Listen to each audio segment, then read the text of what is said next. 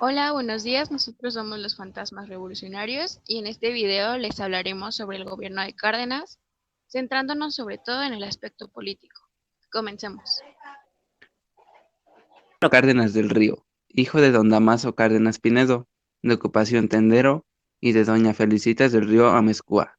Nació el 21 de mayo de 1895 en la calle de San Francisco, en el barrio de Puentecita de Jiculpan de Juárez, Michoacán, que en su tierra no tuvo hasta cuarto año de educación primaria, únicos estudios formales que realizó hasta los 11 años.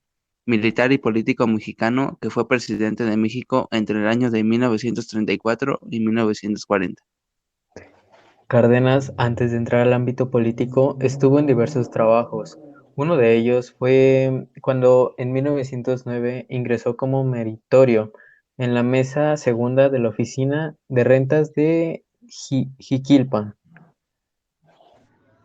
2 años después, en 1911, trabajó en la Secretaría de la Prefectura y posteriormente laboró como tipógrafo en la imprenta La Económica de don Danaciano Carreón, siendo él una gran influencia en la vida de Cárdenas, ya que sus ideas liberales y revolucionarias contribuyeron en su formación política.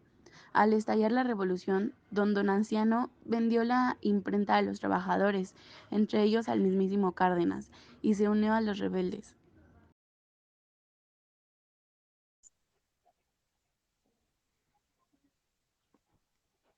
En 1913, el joven Lázaro fue delatado a los federales huertistas por haber impreso un manifiesto revolucionario y ante la posibilidad de ser aprendido, se enlistó en las fuerzas revolucionarias como capitán segundo encargado de la correspondencia, fundamentalmente gracias a su caligrafía. Bajo las órdenes del general zapatista y más tarde villista, Guillermo García Aragón, que operaba en Michoacán y después en la columna de Martín Castrejón, que se dispersó a finales del año de 1913. Así que en 1914 Cárdenas se unió a la Revolución Mexicana, dando junto con ello el comienzo de una carrera militar. 10 años más tarde era ya general de la brigada. Tiempo después, Cárdenas se unió a la política y esto bajo la protección de otro militar revolucionario, el presidente Plutarco Elías Calles. El 1 de abril de 1928 fue nombrado general de la división. Ese mismo año fue postulado como candidato al gobernador del estado de Michoacán y emprendió una intensa campaña pueblo por pueblo y rancho por rancho, a pesar de que era aspirante único al cargo. Cuando llegó al cargo, impulsó la reforma agraria, creó numerosas escuelas, impulsó el reparto de tierras y promovió las asociaciones sindicales.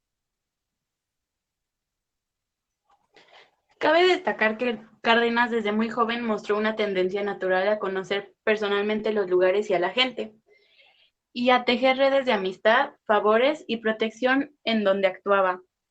Esta conducta le sería de gran utilidad para sus propios propósitos políticos, y de esta forma se comportaría siendo gobernador, secretario de Estado, candidato presidencial, presidente y expresidente.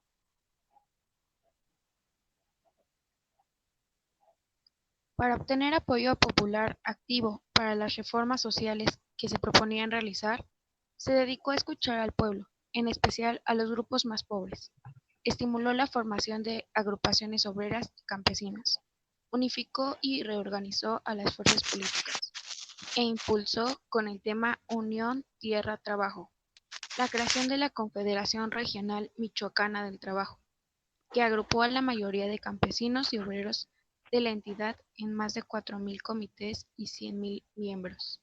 También promovió la organización de los maestros para que se convirtieran en los agentes de la transformación social. También canceló los contratos de las empresas forestales extranjeras con las comunidades indígenas para recuperar los bosques en favor de los indígenas. Además, agilizó los trámites legales de dotación de tierras y estableció créditos agrarios de refacción. Pugnó por la jornada laboral de 8 horas, el salario mínimo y la asistencia médica. Estableció la obligación de crear escuelas en las haciendas y combatió el fanatismo religioso y el alcoholismo. Por estas acciones revolucionarias a favor de los de su prestigio pasó de boca en boca como un corrido popular. En 1929 estalló la rebelión escobarista y Cárdenas pidió permiso al Congreso local para incorporarse al ejército. Se le dio el mando de una columna y cooperó en la pronta derrota de los sublevados. Recibió 1 millón de pesos para los gastos de la campaña y al término de esta reintegró 700,000 pesos no utilizados y regresó a su cargo de gobernador. El 15 de octubre de 1930 dejó la gubernatura de su estado para asumir la presidencia del Partido Nacional Revolucionario y dirigir la campaña presidencial del gobierno Pascual Ortiz Rubio, quien al año siguiente lo nombró secretario de Gobernación por poco más de un mes. En octubre de 1931 reanudó sus labores como gobernador de su estado hasta cubrir su mandato. Tiempo después, Cárdenas se convirtió en el presidente del Partido Nacional Revolucionario, PNR, siendo este partido el encargado de postularlo en 1933 como candidato a la presidencia de la República. El 7 de diciembre de 1933, Cárdenas rindió protesta como candidato presidencial del PNR en Querétaro. 2 días después, inició en San Luis Potosí una exhaustiva campaña que llegó a los lugares más apartados, nunca antes visitados por los candidatos a la presidencia. Yo soy quien debe ir a ellos, ya que ellos no pueden venir a mí. Casi sin dormir recorrió 27,000 kilómetros escuchando a la gente común, gobernadores, líderes locales y terratenientes, hasta caciques y excristeros, para entender sus problemas y obtener apoyo para las reformas que se proponía realizar, así como para identificar a sus adversarios. Viajó por todos los medios de transporte disponibles en la época, aún a pie, y usó todo tipo de propaganda para hacer llegar su mensaje a una población en su mayoría pasiva e indiferente. Desde mítines de empleados y campesinos acarreados, la radio y el cine, hasta los botones, carteles y banderines. Su lema de campaña fue: Trabajadores de México, uníos. Y así, después de su campaña electoral, en 1934 gana las elecciones presidenciales. El gobierno cardenista se caracterizó por establecer un carácter nacionalista en la visión de crecimiento y desarrollo socioeconómico y cultural del país. Favoreció las inversiones nacionales, el reparto agrario, el apoyo al campesino, la construcción de infraestructura para generar empleo y mejoras en las ciudades y en el campo. En el ámbito de la educación, instauró una campaña de alfabetización por todo el país, como de misiones para la enseñanza, respaldo la enseñanza para las clases populares con la de normales rurales, las vocacionales y tecnológicos de nivel medio y superior, entre otros, teniendo en el centro el modelo de la escuela socialista que sería la base para la educación del futuro y la transformación del país.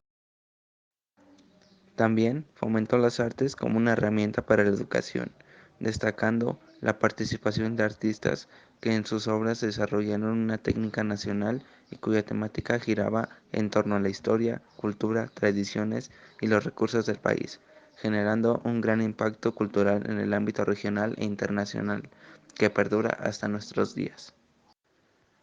Durante el gobierno de Cárdenas se dio la formación de las organizaciones corporativas. La reforma agraria vino acompañada de la formación de ejidos y de unidades productivas de propiedad comunal, por ejemplo, los ingenios de Cañeros de Morelos, o las unidades agrícolas de La Laguna y el Valle del Yaqui. La inversión de infraestructura de irrigación y la ampliación de créditos a través de los bancos nacionales de crédito agrícola y crédito ejidal impulsó la educación básica. Fundó el Instituto Politécnico Nacional.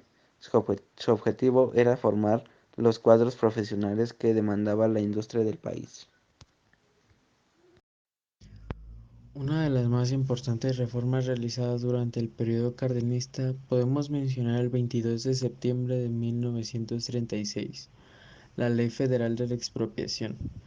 Esto dio como resultado que en agosto de 1938 el Poder Ejecutivo remitió a la Cámara de Diputados un proyecto de ley sobre la industria eléctrica en la que se otorgaba el estado del control y la dirección de las actividades en los concesionarios para el suministro de energía eléctrica, bien de los intereses